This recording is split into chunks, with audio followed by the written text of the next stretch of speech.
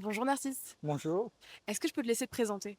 Oui, donc je m'appelle Narcisse Loupiac, j'ai 35 ans, j'habite à Paris et il m'est arrivé des choses un petit peu Mm. compliquées et je commence là depuis quelques mois à en parler à visage découvert parce que j'estime que c'est pas à moi de me cacher. Mm. Tu as bien raison. Est-ce que tu peux nous expliquer ce qu'il t'est arrivé? Oui, de façon chronologique peut-être, Mm. ouais. Mais je vais peut-être pas rentrer dans tous les détails à chaque fois parce qu'en plus, bon, forcément, c'est pas des souvenirs très très lumineux. À 8 ans, dans une colonie de vacances chrétienne, je me fais violer par un moniteur. J'en parle pas jusqu'à mes 30 ans, en fait.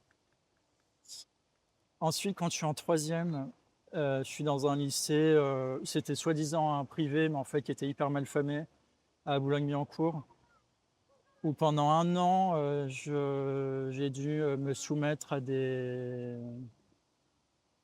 désirs sexuels, on va appeler ça comme ça. De Par des... plusieurs personnes? Ah oui, oui, par plusieurs personnes. Alors c'était que des Arabes, je dis ça parce que ils faisaient soi-disant le ramadan, par exemple. Il disait que j'étais donc le diable, je sais plus comment on dit ça en arabe. Et malgré tout, ben, bon, il profitait du vestiaire de la salle de sport et puis des toilettes pour bah, m'imposer des choses sexuelles. Bon, là, pareil, j'en ai pas parlé, sauf qu'en fait, il y avait mon petit frère qui était aussi dans le lycée.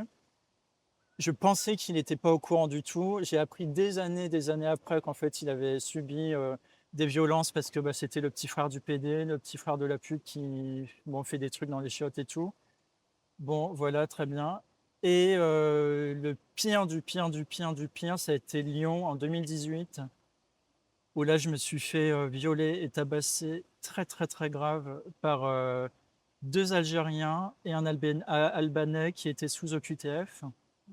Des jeunes gars, il y en avait deux qui étaient mineurs. Donc, Dans... Comment est-ce que c'est arrivé? Dans quel contexte est-ce que hmm. tu as eu à rencontrer ces hommes? Alors ce soir-là, c'était au mois de juillet, sur les quais de Saône. Je sors prendre l'air parce que j'avais passé une journée épouvantable. J'avais eu un cafard monstre parce que je venais de me séparer de mon copain. Puis bon, enfin, c'était vraiment un copain, c'était pas un coup à l'arrache de la veille au soir. On était restés 5 ans ensemble. Et quelques semaines avant, il me dit bon, on arrête là, j'en peux plus. J'avais pas vu venir le truc, enfin bref. Il achète un appart, donc on a dû quitter l'appartement qu'on occupait à deux en catastrophe. Donc en quelques semaines, je me retrouve chez moi, nouvel appart dans Lyon.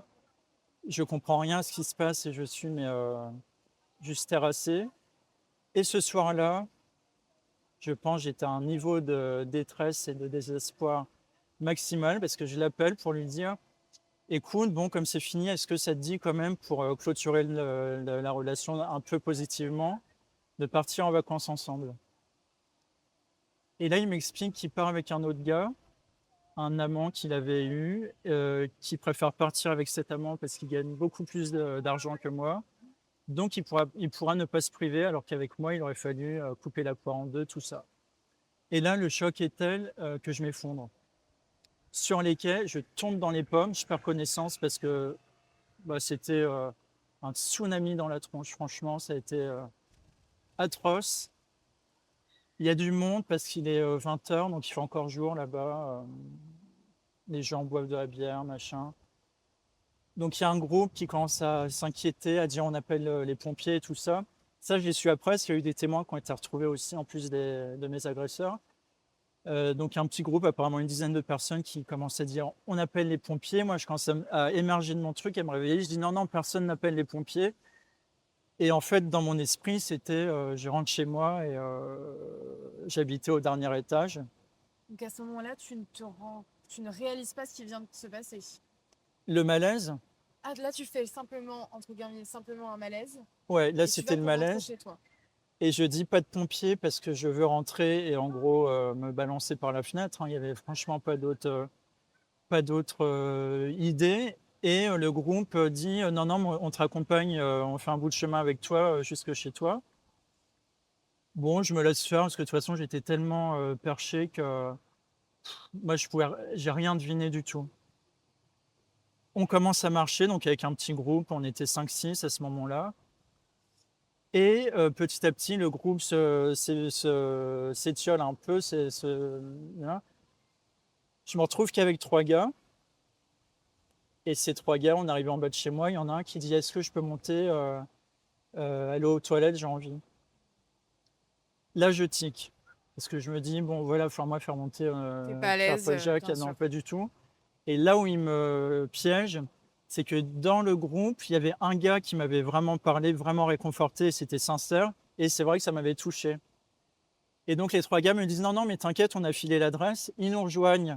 Donc en moi, je me dis: «Ah bah, comme ça, je vais les remercier avec en leur offrant un coup à boire et tout ça». En fait, ils se connaissaient pas du tout. On monte avec les 3 gars et dès que qu'ils a que qu'on monte, bon, ça a commencé par le viol, bon, voilà. Et il y a eu tout d'un coup un coup de tonnerre très, très violent et il y en a un des 3 qui sursaute, qui se lève en furie et qui dit: «Non les gars, arrêtez, c'est Allah qui nous prévient qu'on fait de la merde».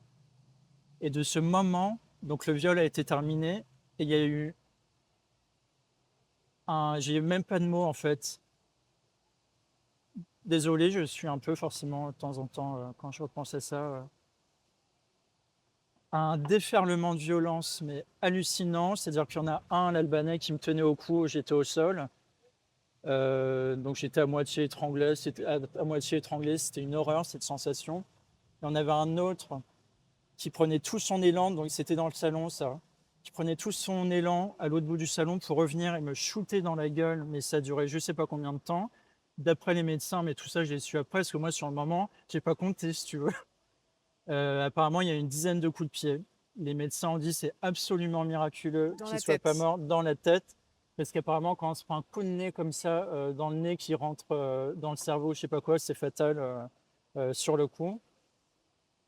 Donc moi, défiguré, machin. Et c'est ma voisine qui entend des hurlements, parce que moi, bah voilà. Ils prennent le temps de me prendre la carte bleue, de me demander le code. Ils prennent un couteau en me menaçant, machin. Donne-nous le code et tout ça. Mon téléphone, enfin le matos. Bon, de toute façon, j'en avais rien à foutre, hein, franchement. Mmh. Et comme ils ont été surpris par la voisine, ils sont vite partis. Moi, je perds connaissance à nouveau pour la deuxième fois de la soirée. Tout ça, pareil, je l'ai su après. C'est ma voisine qui m'a couvert parce que j'étais complètement déshabillé. Apparemment, mon appart s'est retrouvé plein craqué de flics et de pompiers. On m'a trimballé à, comment ça s'appelle, Édouard Herriot, l'hôpital. J'ai aucun souvenir de tout ça. On m'a opéré 2 fois de la main parce qu'apparemment, au moment des coups, j'ai essayé de me protéger avec les mains. Résultat, j'avais des tendons qui avaient quasiment sauté. Je me réveille après la première opération. Le chirurgien me dit: «Bon, désolé, vous allez perdre 3 doigts». De toute façon, j'étais tellement stone que moi, j'ai pas capté sur le moment. Tu réalises pas. Non, je réalise pas du tout. Et réopère par miracle, il réussit à me rafistoler les doigts. Euh, bon, ça, après, il y a eu tout le temps ça a duré quand même plusieurs mois, tout l'été et tout le mois de septembre, de sidération complète. Je ne réalise rien du tout.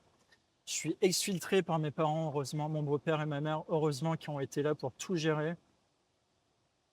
Parce que forcément, il y a eu des flics qui m'ont posé 200 questions. Il a fallu faire les dépositions, les trucs, les machins, les prises de sang. Bon, ils m'ont voilà, ausculté dans tous les sens pour voir chez moi. Prise d'empreintes partout, donc avec de la poudre noire dans tous les sens et tout ça.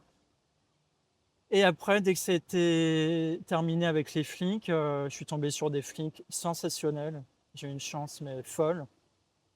Un couple et surtout la dame qui a été vraiment hallucinante, j'y repense tous les jours depuis, qui était ultra efficace, en même temps ultra empathique, compatissante et tout ça, et avec de l'humour.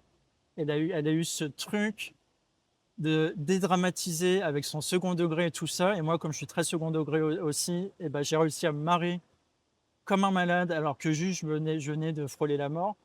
Mais voilà, ça m'a vachement aidé. Et après ça, bon, on a fui, j'ai été chez mes parents en Bretagne, complètement stone, j'ai commencé à plus bouffer, donc à tomber dans une espèce de crise d'anorexie pas possible. Et ce qui s'est passé, c'est que j'ai sombré dans une dépression gravissime. Donc ça, c'est quand je suis rentré à Paris. Donc je me suis retrouvé à Sainte-Anne. Ils m'ont fait essayer 2500 traitements, il n'y avait rien qui marchait. Ils m'ont fait essayer je sais plus la kétamine, je crois que ça s'appelle. C'est comme si on m'avait filé une verveine. Ça m'a fait mais ni chaud ni froid, c'est hallucinant. Après, je sais que je suis résistant au médoc, mais enfin là. Et un jour, bah, les médecins me disent bon là, il n'y a plus que les électrochocs.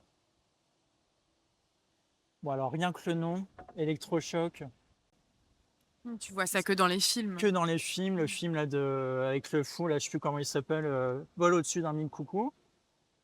Bon, mais j'avais pas tellement de choix parce que de toute façon, j'étais enfermé, j'avais plus rien, j'étais en pyjama, j'avais même pas de crayon parce que voilà, j'avais alors pas de fourchette, rien. La salle fermée, enfin bref, quasi en prison, quoi.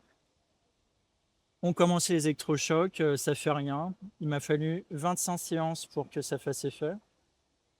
Ça, c'est un truc que je ne souhaite à personne. C'est atroce. Tu peux nous expliquer ce que ça fait? Bah déjà, le protocole est hyper impressionnant parce qu'en fait, c'est pas genre tout seul dans ta chambre machin, c'est dans une salle de réanimation. Il y a tous les cinglés qui sont au bord du suicide, qui sont alignés dans leur lit. T'es anesthésié, c'est une anesthésie générale. Les préparatifs, ça dure, mais une plombe, il faut se lever à 5 heures du mat. Moi, si tu veux, le matin, c'est pas mon heure déjà, donc 5 heures du mat, j'existais même pas, je sais pas qui, je savais même plus qui j'étais. Et donc tous les préparatifs, les prises de sang, les machins, les trucs, nana. Tout ça, bon, tu vois venir ton tour peu à peu. Quand c'est ton tour, donc les piqûres, les machins, on t'attache. Parce qu'en fait, l'électrochoc, il te déclenche une Convulse. crise d'épilepsie. Donc la gorge, la mâchoire aussi, que la tienne et tout avec la main, tout ça, pour pas que tu te coupes la langue. Bon, très agréable. Et après le réveil, bah t'es un zombie, quoi. Un zombie. Tu sais plus rien, tu sais plus où t'es, tu sais plus rien. Il faut des heures, des heures, des heures, une journée au moins pour commencer à te réveiller, mais dans un état, t'es un légume, hein. Et moi, j'ai dû en faire beaucoup, 25, parce que ça fonctionnait pas. Et Quel était l'objectif de ces électrochocs? ah ben moi, j'étais au bord du suicide. J'étais au bord du suicide, donc je parlais plus. Cet état-là, c'est joli comme nom, ceci dit. Ils appellent ça une dépression mélancolique. Mais en fait, c'est juste joli dans le nom parce que ça fait un peu Baudelaire et compagnie, poésie. Mais en fait, c'est le stade ultime de la dépression où en fait, je crois que, je sais plus ce qu'il m'avait dit, oui, tu as 9 chances sur 10 de passer à l'acte. Donc bon, là, c'est pas terrible. Donc ça a marché effectivement, mais c'est pas genre tu sors de l'hosto puis tout va bien machin. J'ai remis encore des mois à m'en remettre. Il a fallu me retrouver un autre traitement. On a passé un an à me retrouver le bon traitement pour stabiliser et tout ça. J'ai commencé à devenir complètement insomniaque. Et après, bah, ce qui s'est passé, c'est que bah, le procès est arrivé pour les gars de Lyon. À ce moment-là, entre-temps, entre ton agression, ton viol Ouais. et le moment où il y a le procès, est-ce que tu es contacté par les forces de l'ordre? Est-ce qu'ils t'expliquent, qu'il y a des personnes qui ont été arrêtées? Est-ce que tu en sais plus? Ah oui, oui, ça a été sans arrêt. Et en fait, là où j'ai plongé là, dans cette dépression, après l'agression, oui, forcément, c'est par un coup de fil. Je décroche, allô, c'était justement cette policière adorable qui me dit, écoutez, on a retrouvé un des gars, on a retrouvé un des gars. Tu veux faire une pause Non, c'est bon. Comme tu veux. Il faut venir pour aller le reconnaître, comme dans les films derrière la glace teintée, là, la vitre teintée. Malade d'angoisse, mais dans un état. J'y vais, j'avais pas le choix. Je me rappelle, je m'étais bourré de Xanax pour tenir debout. Effectivement, j'ai reconnu le gars, c'était bien lui. Tu as réussi à le reconnaître? Ouais, je l'ai reconnu. En fait, eux savaient très bien que c'était lui, mais c'était pour être sûr. Mais les flics avaient très très bien vérifié le truc, c'était lui. Et après, confrontation avec lui. Pas le jour même, il y a un autre rendez-vous, confrontation. Ça se passe excessivement mal parce que lui, il pète les plombs. Moi, je suis terrassé, terrassé, terrassé. Il nie tout en bloc. Il jette tout sur les deux autres gars. Et puis lui, en fait, c'était un saint. qui était là par hasard, et juste qui était là en train, en gros, de prier pour que voilà. Et après, ben, ça n'a pas arrêté en fait. Il y a eu ça. Après, par chance, ce gars-là a balancé les deux autres. Donc, quelques semaines après, ils ont repêché les deux autres. Là, il n'y a pas eu de confrontation avec eux, heureusement. Et tout le long, la procédure entre le viol et la fin de la procédure, c'est-à-dire même pas le procès, parce qu'après le procès, il y a toute la partie d'indemnité en fait. Et ça a repris 2 ans après le procès. Donc en tout, je me suis tapé 8 ans de procédure. Et pendant ces 8 ans, tu reçois des mails, des courriers, des machins, des trucs. À chaque courrier, Tout revient. je replonge. Alors même pour des conneries, hein, mais rien que voir le cachet, truc justice, euh, juge d'instruction, juge de ci, juge de ça, les rendez-vous avec les psys ceci, les psys cela, pour savoir est-ce que vous êtes un gros mytho, est-ce que machin, est-ce qu'avant vous étiez ceci, est-ce que nanana. Encore, moi, je dis ça, mais j'ai eu du pot, je suis tombé franchement quasiment que sur des gens bien, sauf un avec qui ça s'est très mal passé, un gars de la CIVI justement. Bah, Comment, j'ai- comment ouais. ça, des accusations de mensonges en sachant que les hommes avaient été retrouvés? Alors en fait, donc c'est arrivé qu'une fois à la toute fin avec ce qu'on appelle la CIVI, donc la caisse d'indemnisation des victimes de il y a un dernier truc, je sais plus ce que c'est, enfin bref. Donc il y avait eu le procès, tout. Et en fait, ce mec-là, lui, le but du jeu, c'est de donner le moins possible, quoi. Et mon avocate, c'était de demander le plus possible. Donc il y a eu ce rendez-vous effroyable. Il y avait mon avocate aussi. Bah pareil, on est parti en catastrophe parce que j'ai craqué. Qui commençait à me dire, j'arrive, il me dit, alors, bon, bah, c'est bien, vous avez tout me raconté de A à Z avec un grand sourire. Donc là, déjà, je lui dis, bah, c'est pas vraiment une comédie, là, ce que je raconte, donc je sais pas. Il avait 7 dossiers devant lui, puis je lui dis, de toute façon, vous avez tout le truc, donc j'imagine que vous avez déjà lu. Non, non, non, mais c'est le protocole, vous me répétez tout et tout. Là, je me braque, je ne parle pas. Aucune empathie. Non, mais en plus, à me provoquer quasiment, pour voir s'il allait me déstabiliser et raconter, puis dire, oh bah non, finalement, c'était pas si grave et tout ça, alors de toute façon, il y avait le procès. Et je craque, je commence à lui hurler dessus, à dire, enfin, vous prenez pour qui, là, de me parler comme si c'était une blague, ce qui C'est s'est une passé. double peine de faire ça. Affreux. Après, ça n'a pas duré longtemps. En 10 minutes, on s'est barré. Et au final, il y a eu un petit incident qui a été dans mon sens, c'est que l'avocate s'est rendu compte que ce mec avait discuté avec un autre expert, me demande plus l'expert de quoi, mais enfin, un expert avec lequel il avait absolument interdiction, pas le droit du tout d'échanger.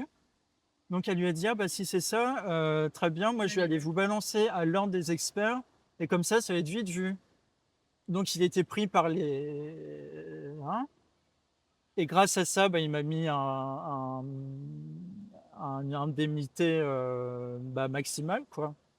Donc j'ai eu ça, et c'est après ça que ça s'est vraiment clôturé.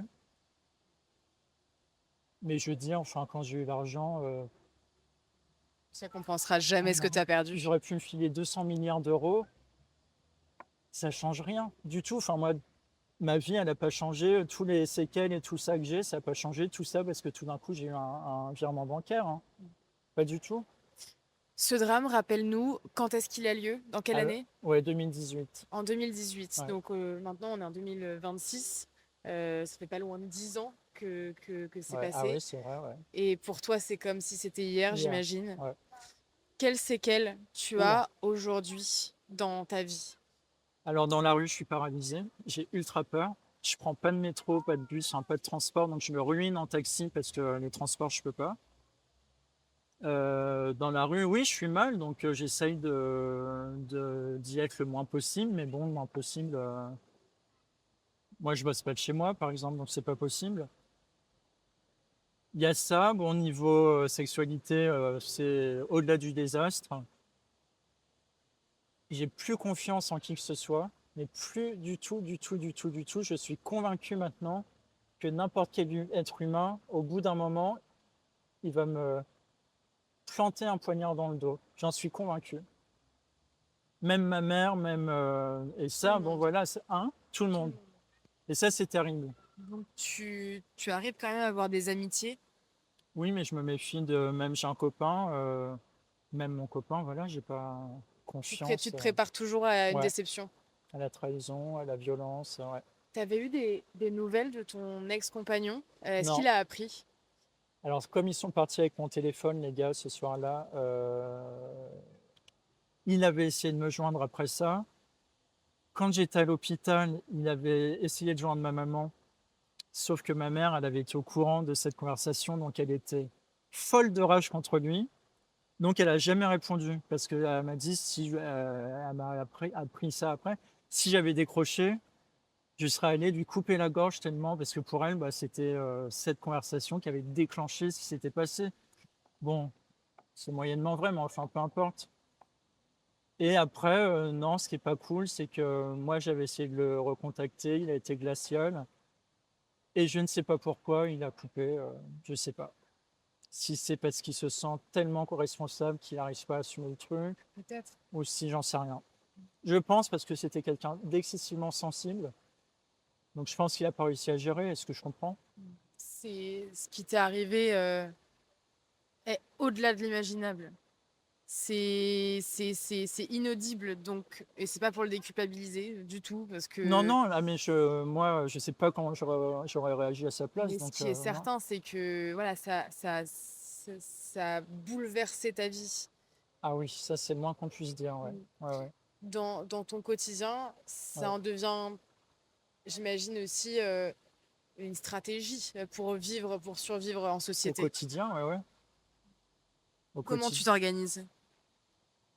Dans la rue, je fais tout le temps gaffe qu'on me suive pas. Il y a des quartiers, c'est même pas la peine. Évidemment, il y a des profils. Alors quand c'est des Bretons, des Japonais, bon là voilà, il y a pas de problème. Mais dès que c'est des Maghrébins, ou des gars un peu habillés en racaille, voilà, je suis dans un niveau de C'est syndrome ah post-traumatique. oui, oui, complètement, mais moi je pensais que ça allait durer quelques mois après l'agression, ça n'est jamais parti.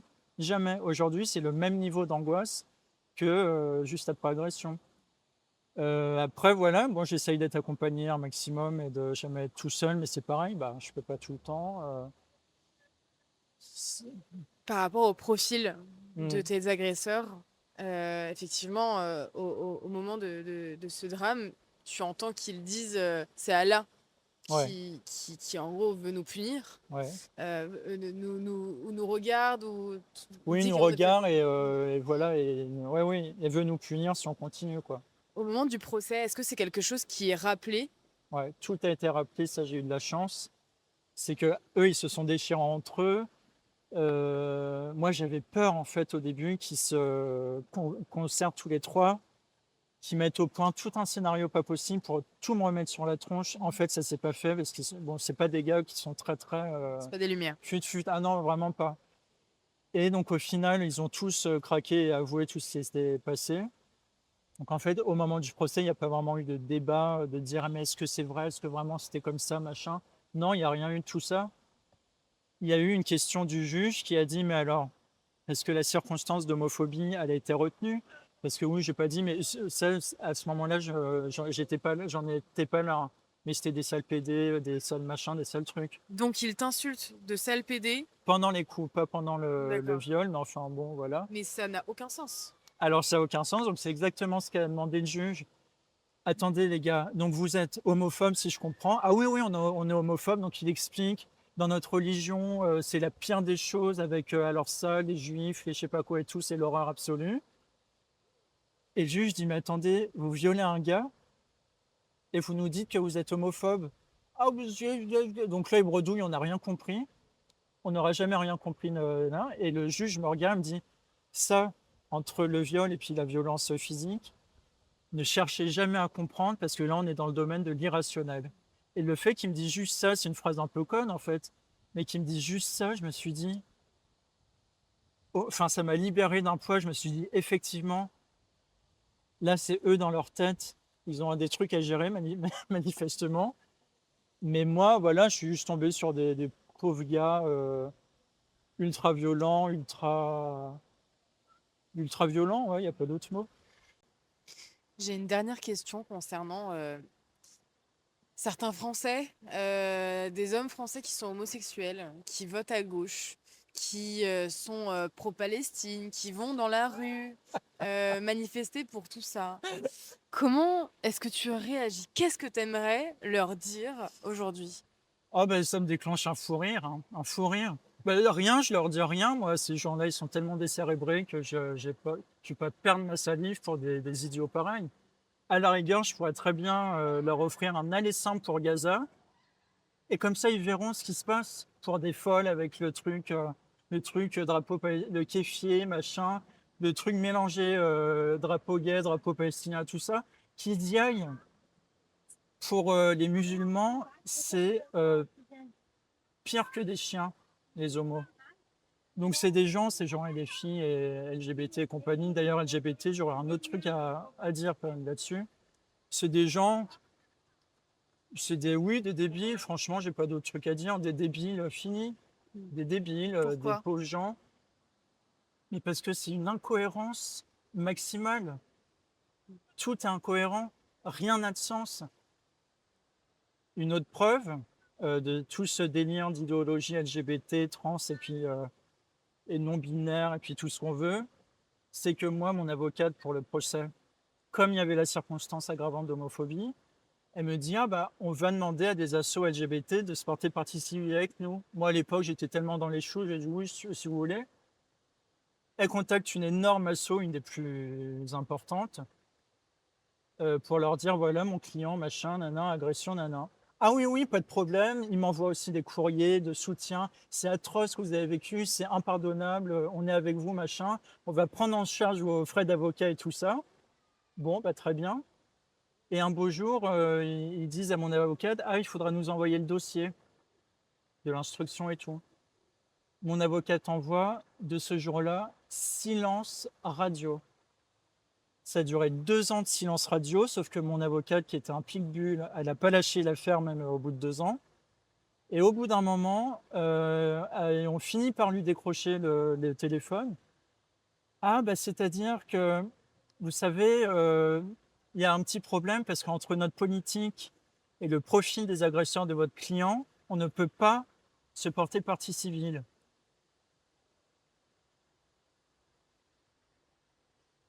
Là, tu entends ça, tu te dis, vous êtes des putains d'enfoirés. Je suis désolé d'être vulgaire, mais il n'y a pas d'autre mot.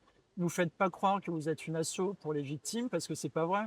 Vous êtes une asso d'extrême gauche, LFI et tout le délire, qui défendait les victimes à condition que le bourreau soit le bon petit blanc avec les joues roses, les yeux bleus, en bleu marine, avec les mocassins, qui va à la messe le dimanche. Là, il n'y a pas de problème pour alors faire un scandale. Là, si ça avait été ça, j'aurais fait la une de Libération, de machin, de trucs, tous les journaux comme ça. Là, comme par hasard, rien. Les seuls qui me donnent la parole, c'est que des journaux de droite. Et c'est comme ça que moi, je m'en fichais de la politique. Franchement, je m'occupais pas de ça. J'ai toujours été d'extrême droite, mais juste parce que moi, extrême gauche, c'était les babacools, le pétard, C'était crade pas beau. partout. Hein, ouais, ouais, voilà, un truc, on rase Versailles.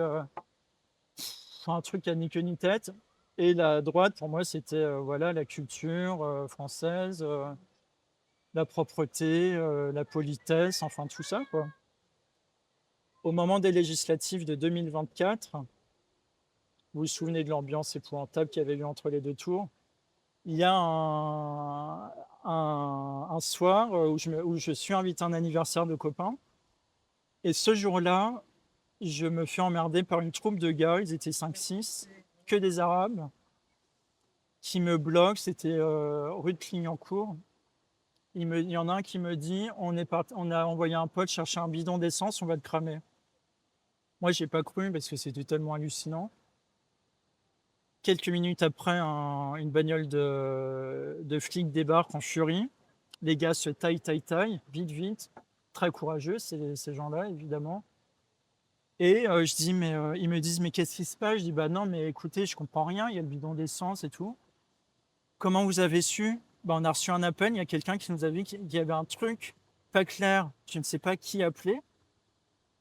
J'ai jamais su. Donc quelqu'un a entendu ce qui se tramait, donc ça j'ai eu une Il y a chance un de ange fou, gardien là. parce que franchement je sais pas jusqu'à là. Et bref, ce soir-là j'ai un anniversaire, j'ai un cafard épouvantable. Je me dis, bon, soit je rentre et je me bourre de Xanax et machin, soit je vais à l'anniversaire, puis ça va me changer les idées, j'y vais. Dès le début, on me dit, oh, t'as une drôle de tête, ça va pas. Je raconte le truc. J'avais pas fini de raconter qu'on commence à s'exciter. Putain, mais voyez ce que c'est, si c'est le RN qui passe et tout, ces saloperies de fachos, ils vont trouver tous les PD, tous les Arabes, tous les machins, tous les trucs pour les tabasser et tout ça. Et moi, naïvement, je dis, ah non, non, mais c'était pas du tout des skinheads ou je sais pas quoi de droite, c'était que des Arabes. Un blanc immaculé.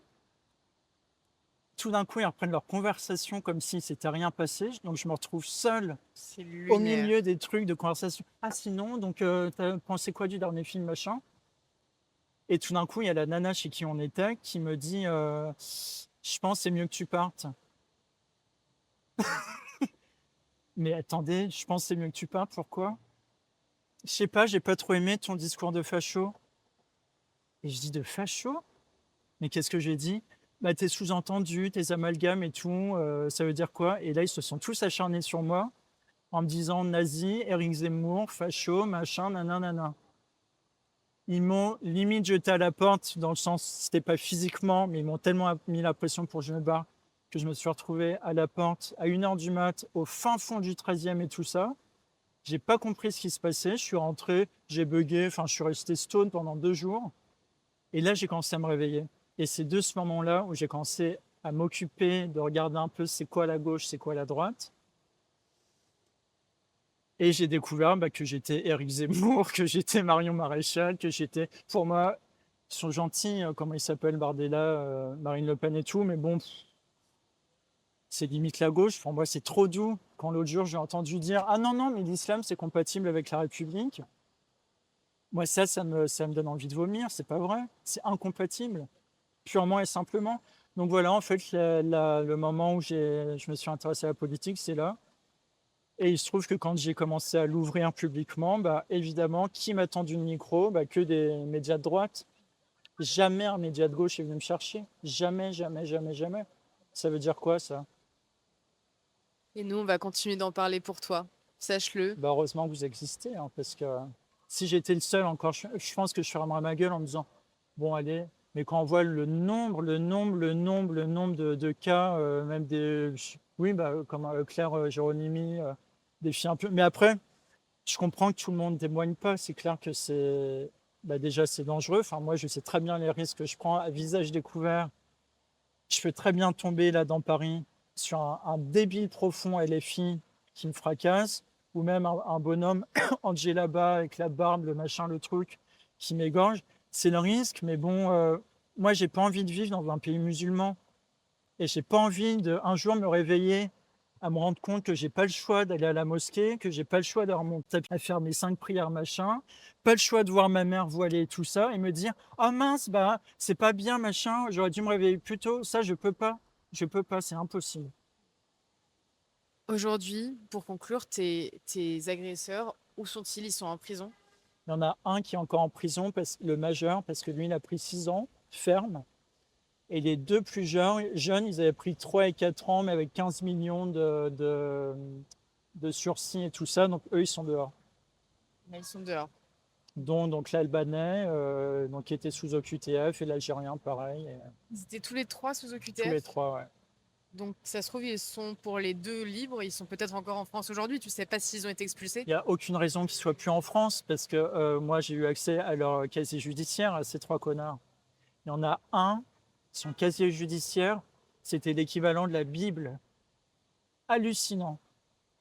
Un truc, mais Il avait violé d'autres personnes. alors non, il n'y avait pas viol, mais c'était agression physique, vol avec violence, beaucoup, recel, je ne sais plus ce qu'il y avait d'autre.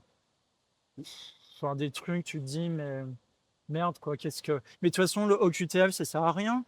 Quand on sait qu'il y a, je crois que c'est 9% d'OQTF qui sont appliqués, Moins. c'est autant supprimer le truc, parce qu'en fait, c'est pour une victime, c'est encore plus énervant.